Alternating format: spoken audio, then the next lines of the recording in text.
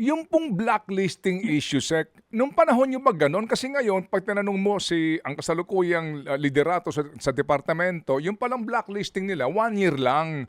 And afterwards, pwede na ulit makipagtransaksyon. Parang may misnomer, no? Parang iba yung band, iba yung blacklisting. Sa ngayon po, puro lang daw blacklisting. Nung panahon pa ninyo, ano ba ang definition ng blacklisting? Ay, blacklisting yan na forever habang nakaupo ako.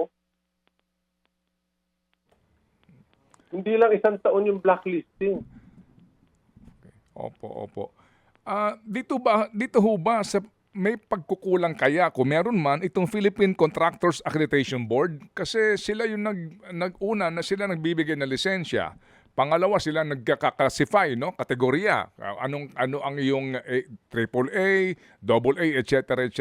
Sa ngayon kasi parang ang report na tinatanggap din ultimo sila hindi naman po nakakapagpatupad nung totoo pong blacklisting o kaya po ay pag-iimbestiga sa mga errant contractors.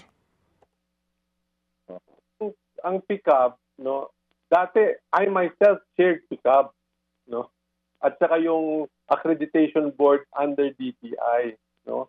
So importante yon na tamang proseso yung sinusunod ng pickup para yung classification at kategorya ng mga contractors nasusunod, no. In fairness, yung mga AAA na matitinong contractor ayaw nang sumali sa mga bidding ng government dahil karamihan daw aksaya ng panahon, meron na palang designated contractor na kukuha ng proyekto.